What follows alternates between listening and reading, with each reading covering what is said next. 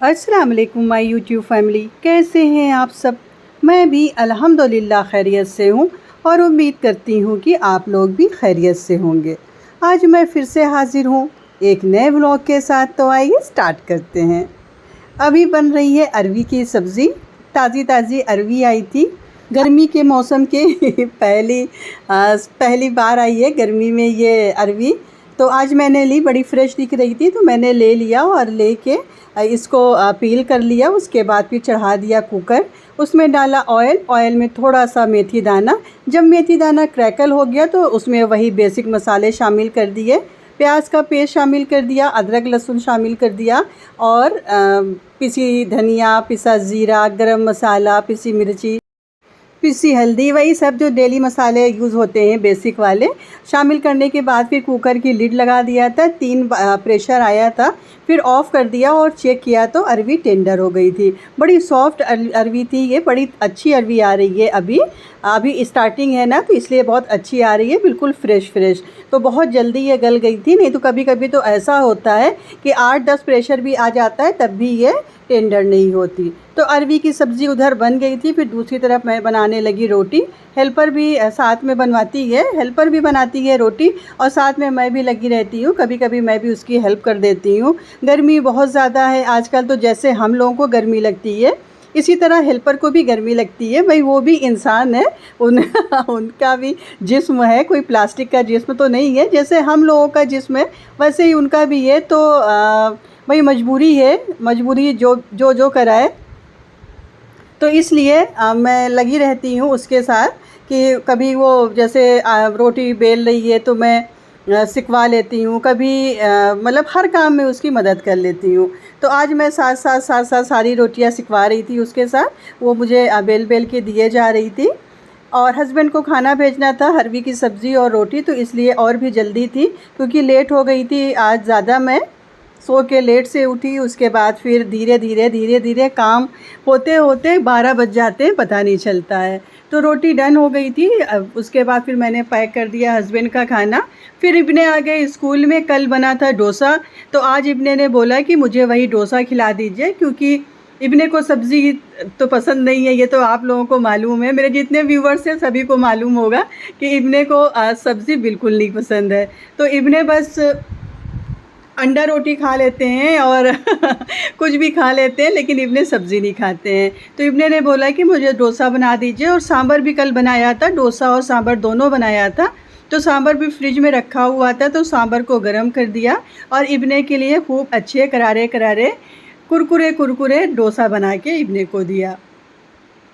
आजकल इतना ज़्यादा गर्मी है और लाइट का इतना ज़्यादा इशू है, इतना परेशान करती है लाइट की। वीडियो रिकॉर्ड करने में मतलब कि प्रॉब्लम हो जाती है। वीडियो इधर शूट कैमरा जैसे लगाया नहीं कि लाइट चली गई, और लाइट चली जाती है तो किचन अंधेरा हो जाता है। एक CFL चलता रहता है लेकिन एक CFL जो है वो सफिशिएंट नहीं रहता है रोशनी के लिए। तो फिर मुझे मोबाइल को बंद करना पड़ता है, फिर ऑन करना पड़ता है, फिर ऑफ़ करना पड़ता है। लाइट बहुत ज़्यादा तंग कर रही है आजकल, और अगर ज़्यादा लाइट चला दें इन्वर्टर से तो इन्वर्टर ख़त्म हो जाता है और कुछ पता भी नहीं होता है कि लाइट कितनी देर में आएगी, कब आएगी। इसलिए थोड़ा सा बचा बचा के इन्वर्टर हम लोग काम करते हैं, क्योंकि पढ़ना भी रहता है बच्चों को। पता चला वीडियो बनाने में मैं सारा इन्वर्टर ख़त्म कर दूँ, सारा UPS ख़त्म हो जाए, उसके बाद जब बच्चे पढ़ने बैठे तो हो गया, बन गई अम्मा की वीडियो अब वही देखें, पढ़ाई लिखाई ख़त्म। खैर ये चढ़ा दिया। ये डोसे का तवा मैं लेके आई थी स्पेशल, लेकिन जो मेरी हेल्पर है, जो पहले हेल्पर आती थी मेरी, उन्होंने पता नहीं क्या किया इसके साथ कि इसकी हैंडल इससे अलग हो गई। हैंडल तो मेरे पास रखी हुई है, मैं इब्ने से बोल रही थी कि किसी दिन चलते हैं इसकी हैंडल को लगवा लेते हैं। बिना हैंडल के ये जो तवा है बड़ा ख़राब लगता है, बहुत अजीब सा दिखता है तवा। जब हैंडल लगी होती है ना तो ये बहुत अच्छा दिखता है, लेकिन बिना हैंडल के बिल्कुल अजीब सा ये दिखता है। मुझे बिल्कुल अच्छा नहीं लग रहा था। आज जब मैंने निकाला, काफ़ी टाइम के बाद आज डोसा बनाया, जब मैंने निकाला अंदर से तो इतना बुरा लग रहा था ये, लेकिन खैर डोसा तो बनाना ही था। तो फिर मैंने इसको बना लिया है इस पे, लेकिन हाँ बहुत जल्दी इसमें मैं हैंडल लगवाऊंगी। और ये डोसा की और सांभर की रेसिपी मैं इसीलिए नहीं शूट कर पाई क्योंकि कल लाइट ने बहुत तंग किया था। कल लाइट बार बार जा रही थी और बार बार आ रही थी, और जब लाइट चली जाती है तो इतनी गर्मी लगती है। और आपको मालूम है कि जब कुकिंग की वीडियो शूट होती है तो जो कुकिंग 1 घंटे में होती है, जब आप वीडियो बनाने लगे तो वही कुकिंग जो है वो 2-2.5 घंटे में होती है। बार बार कैमरे को सेट करना, बार बार जूम करना, बार बार इधर करना उधर करना, तो काफ़ी मेहनत लगता है वीडियो बनाने में। ये जो वीडियो आप 10 मिनट की या 8 मिनट की या 9 मिनट की आप देखते हैं, इसको बनाने में बहुत एफर्ट लगता है। तो आप लोग जब चैनल पर आया करिए, जब मेरी वीडियोस को वॉच किया करिए, तो कमेंट ज़रूर छोड़ा करिए और लाइक ज़रूर किया करिए। और चैनल पर अगर फर्स्ट टाइम आया करिए तो सब्सक्राइब करके जाया करिए। सब्सक्राइब करना बिल्कुल फ्री है, मतलब सब्सक्राइब करने का कोई चार्ज नहीं लगेगा आपको। बस आप सब्सक्राइब वाला बटन दबाएं और बेल आइकन प्रेस कर दें। इससे ये होगा कि जब मैं कोई भी वीडियो अपलोड करूँगी तो उसका नोटिफिकेशन आप तक पहुँच जाएगा। खैर, बन गया डोसा और ये बड़ा स्मूथ सा बैटर बना हुआ था। मैंने सोचा था कि मैं इसकी रेसिपी आप लोगों को ज़रूर से दूंगी। मैं पहले दे चुकी हूँ जब मेरा दूसरा वाला चैनल था, कुक विद शबी वाला, लेकिन वो तो बंद है। तो मैं इंशाल्लाह इस वाले वीडियो में भी आपको जल्द ही दूंगी इसकी रेसिपी।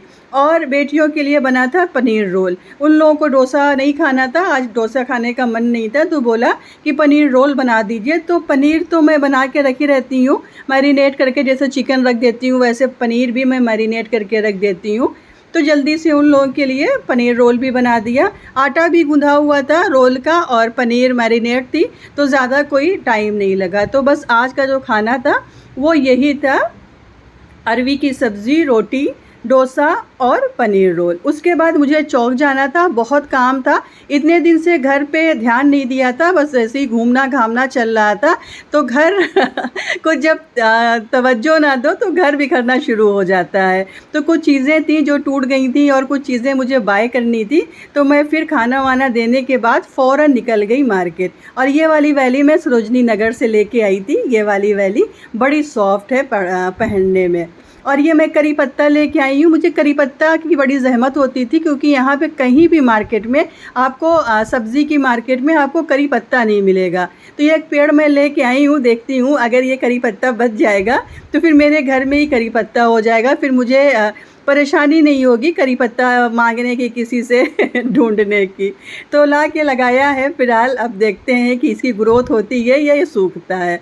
और ये मौसम्बी मंगाया है मैंने, बहुत ज़्यादा गर्मी है, इब्ने को प्यास बहुत ज़्यादा लगती है। बार बार वो कहता है शरबत बना दीजिए, शिकंजी बना दीजिए, लस्सी बना दीजिए, कुछ पीने को दे दीजिए, कुछ ठंडा दे दीजिए, कुछ पीने को दे दीजिए। तो मैं मौसम्बी लेके तो आई थी सब्ज़ी मार्केट से, जो यहाँ पे पास में है मीरापुर में, लेकिन वहाँ पे बहुत महंगी है मुझे मिली मौसम्बी, बहुत ज़्यादा महंगी। तो इसलिए मैंने ज़्यादा नहीं ख़रीदा वहाँ से।